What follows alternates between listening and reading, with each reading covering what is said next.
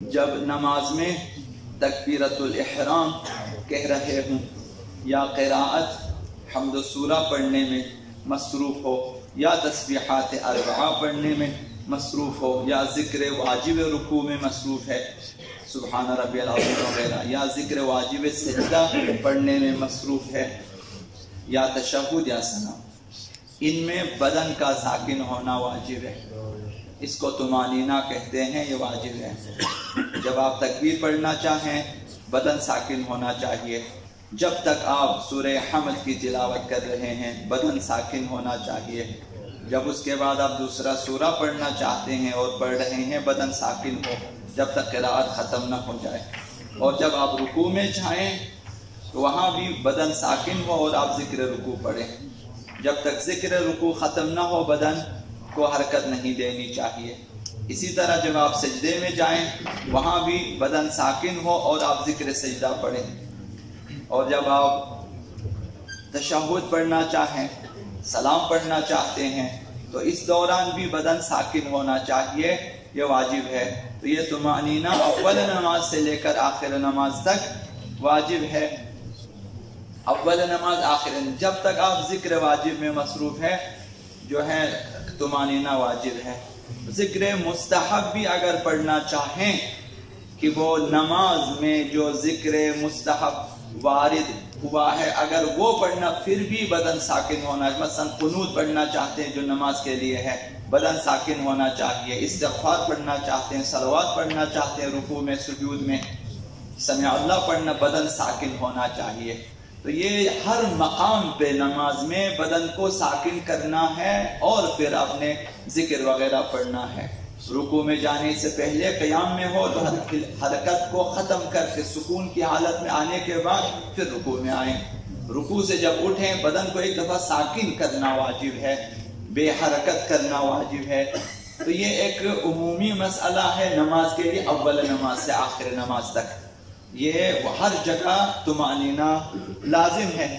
اب اگر ذکر مستحب پڑھنا چاہتے ہیں جو نماز میں ہے وہ اگر چاہتے ہیں درست ہو تو پھر بدن ساکن ہونا چاہیے۔ اگر حرکت کی حالت میں پڑھ لیا حضرت آیت اللہ سیستانی کے نزدیک وہ ذکر باطل ہے، باقیوں کے نزدیک نماز میں بھی اشکال پیدا ہو جائے گی۔ جب آپ قنوت پڑھنا چاہیں مثلا جومتے ہوئے پڑھیں، مثلا اگر کوئی شخص اس طرح سے پڑھے وجد میں آ کر جومنا شروع کر دیں، ہلنا شروع کر دیں، یا مثلا بعض لوگوں کو کھانسی آتی ہے کھانستے ہوئے پڑھیں، جبکہ بدن کھانسنے کی وجہ سے بدن ہلتا ہے تو پہلے کھانسیں، جب کھانسی ختم ہو جائے رک جائے بدن کو ساکن کریں پھر ذکر پڑھیں۔ تو یہ واجب ہے۔ اسی طرح یہ بھی پہلے عرض کیا اگر نماز میں کبھی تھوڑا آگے پیچھے جانا پڑے، ایک قدم دائیں طرف ایک قدم بائیں طرف مثلا، تو اس وقت ذکر کو روکنا چاہیے، پھر ایک قدم آگے پیچھے جانے چاہے کہ پھر باقی نماز کو جو ہے سکون کی حالت میں پڑھنا چاہیے۔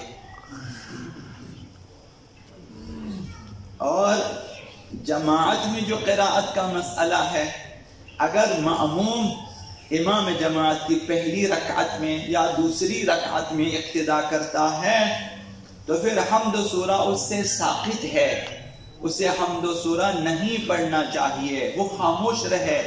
قراءت امام کو سننا واجب ہے، فجر میں مغربین میں واجب ہے کہ امام کی قراءت کو سنے، خود کچھ نہ پڑھے۔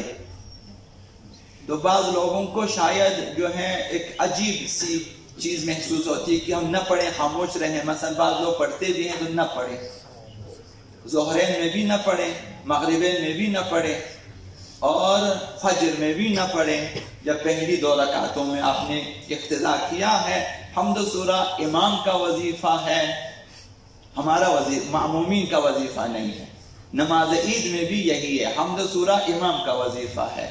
نماز جمعہ میں بھی یہی ہے، حمد و سورہ امام کا وظیفہ ہے، آپ کا وظیفہ نہیں ہے۔ پہلی دو رکعتوں میں جب آپ نے اقتدا کیا آپ نے تکبیرۃ الاحرام پڑھ کے آرام سے بیٹھ جانا ہے، سننا ہے امام کی قراءت کو۔ اب ظہرین کی نماز میں قراءت آپ کو سنائی نہیں دیتی ہے، آپ خاموش رہیں، مستحب ہے کہ آپ ذکر پڑھتے رہیں۔ آپ سبحان اللہ پڑھتے رہے آہستہ آہستہ سرگوشی والی آواز میں، سبحان اللہ سبحان اللہ سبحان اللہ، اس طرح یا اللہ اکبر پڑھ، یا مثلا وہی تسبیحات اربعہ بعنوان الذکر پڑھنا شروع کر دیں ظہرین کی نم، جب تک قراءت ختم ہوتی ہے۔ جب امام رکوع میں جانا شروع، پھر آپ اپنا ذکر چھوڑ دیں، تکبیر پڑھیں رکوع میں، اس سے باقی چیزیں مامومین نے خود پڑھنی ہے۔ صرف حمد و سورہ امام کا وظیفہ ہے جماعت میں، پہلی 2 رکعتوں میں، دوسری 2 رکعتوں میں، تیسری اور چوتھی میں اگر آپ نے اقتدا کیا ہے قیام کی حالت میں تو حمد و سورہ آپ کو پڑھنا ہوتا ہے۔ اس کے مسائل ہیں وہ پھر آئندہ آپ کی خدمت میں ہم عرض کریں گے۔ تو تیسری اور چوتھی رکعت میں اگر اقتدا کیا حمد و سورہ آپ کو پڑھنا ہے، اگر دونوں پڑھنے کا وقت نہ ہو، صرف سورہ حمد پڑھ کے آپ رکوع میں امام سے ملنا چاہیے۔